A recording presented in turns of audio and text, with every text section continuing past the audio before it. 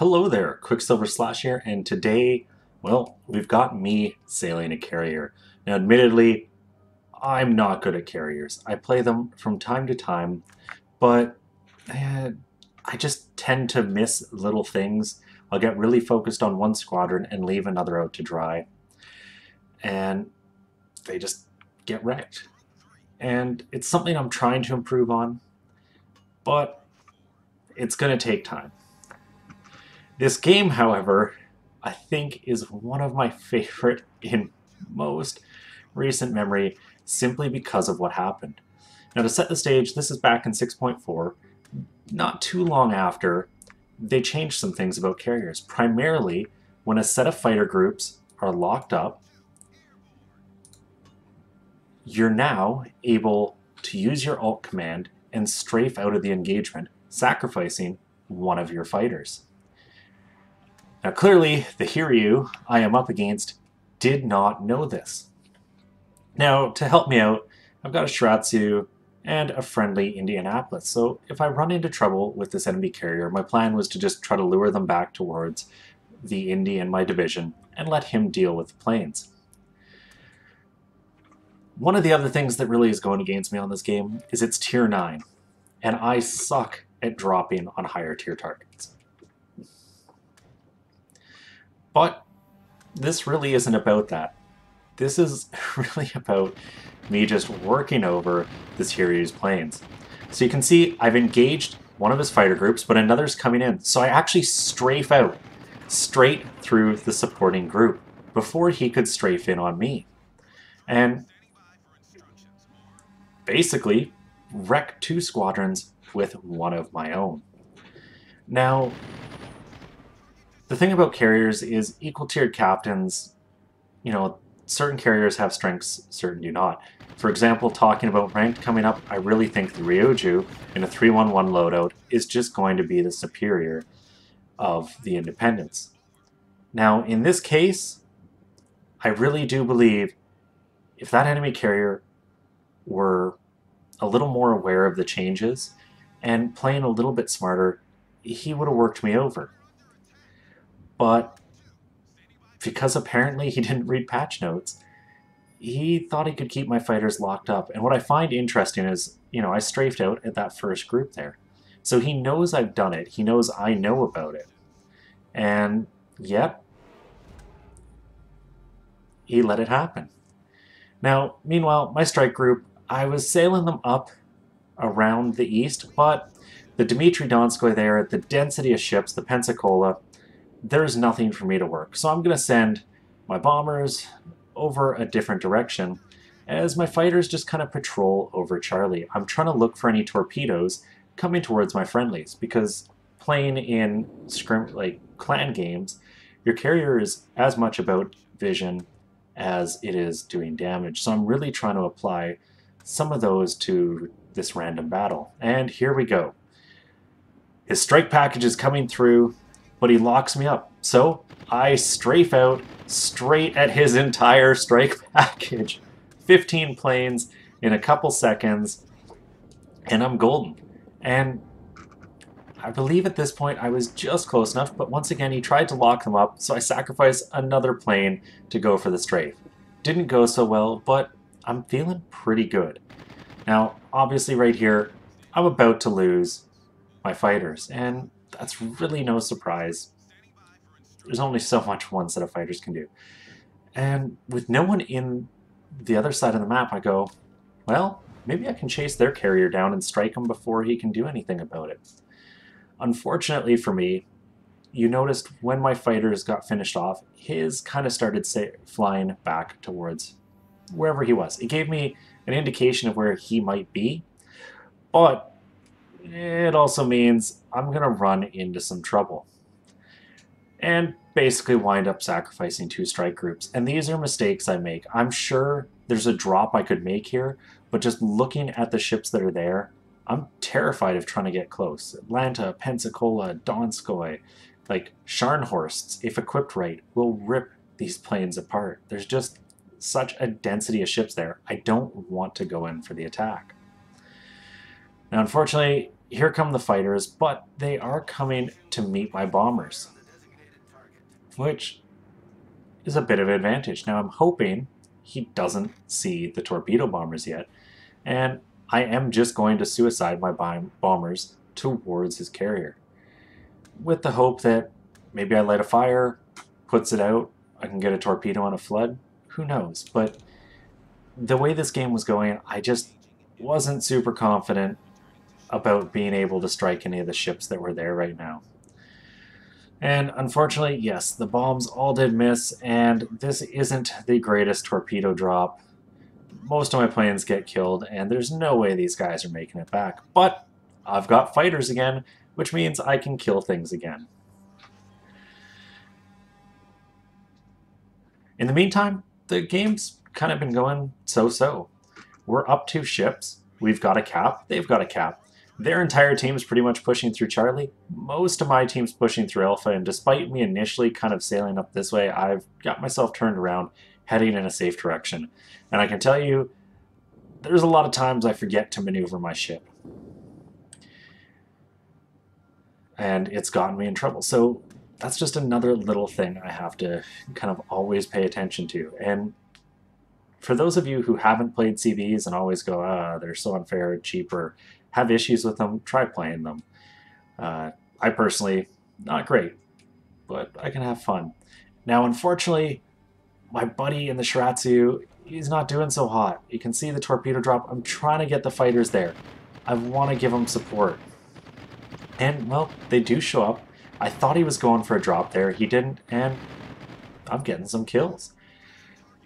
I hit strafe there because they were both running away, finish off one group, and oh, his bombers made it through too.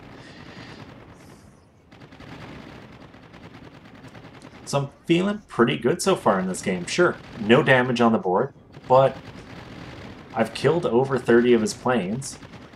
I feel, for the most part, I've incapacitated that enemy carrier. And if that's all you do in a CV is completely occupy the other CV for the entire match, well, you've nullified it. You've made sure that the other team doesn't have an advantage because you're not playing well.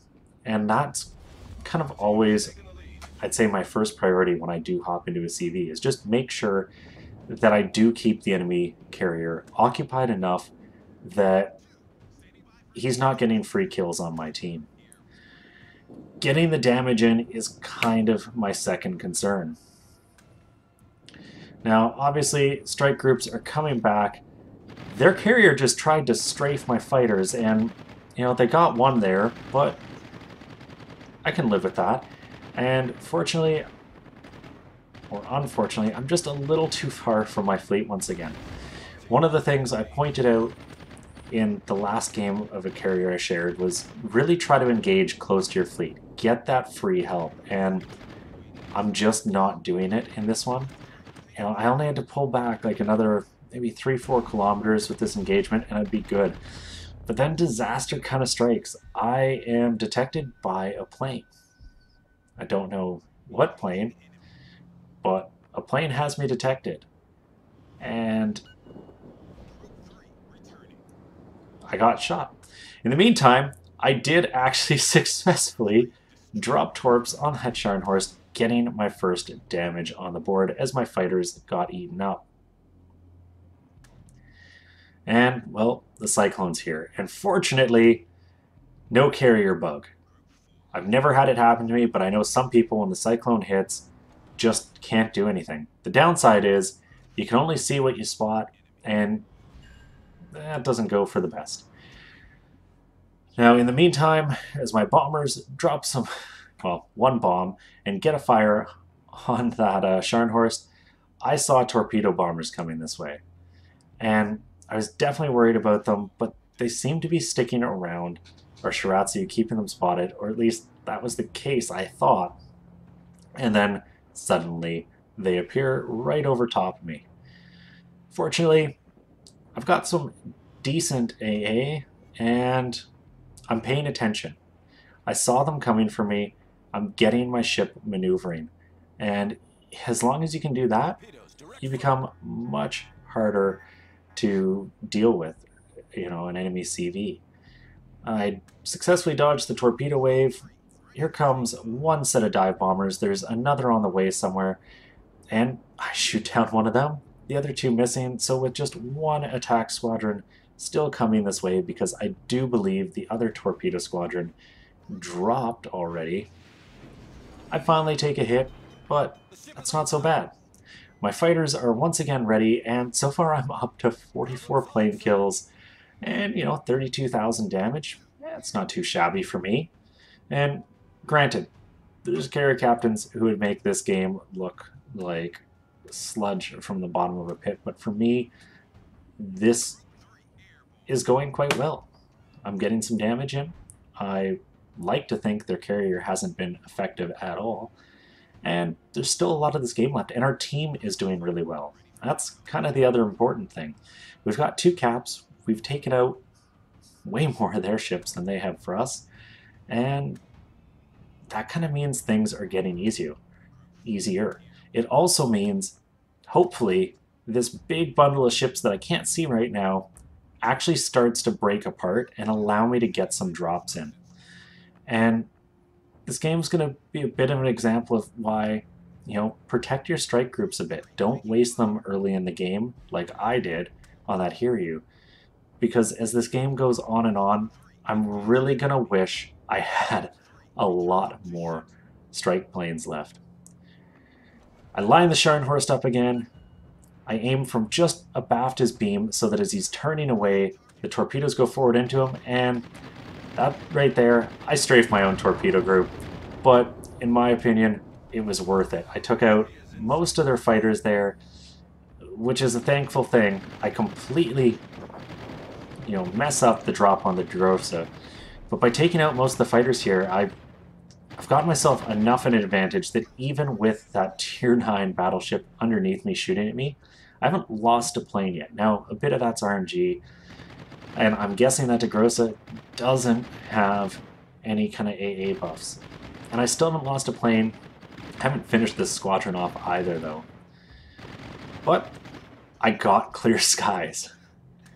And I've got 52,000 damage. I'm pretty proud of that. I honestly, about halfway through this game, was expecting next to no damage out of this match just because of how the start of the match was going. And I was kind of just having to be content with the fact that, well, at least I've shot a bunch of planes down, and a bunch of planes indeed. The enemy team continues to fall apart. I've almost got my next set of torpedoes up, and, well, my fighters are still wandering around looking for something to shoot.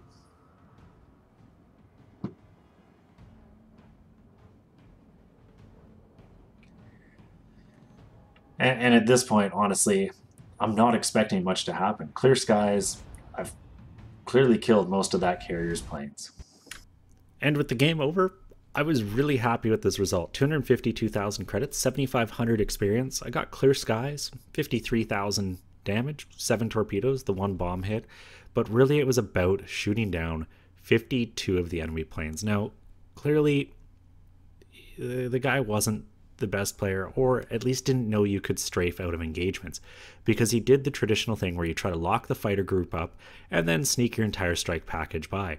Unfortunately, I used strafe and just ripped them apart and finished second on my team, 1652 experience, showing how much XP shooting down a bunch of planes really can give you, and why it's worth dealing with them as a carrier.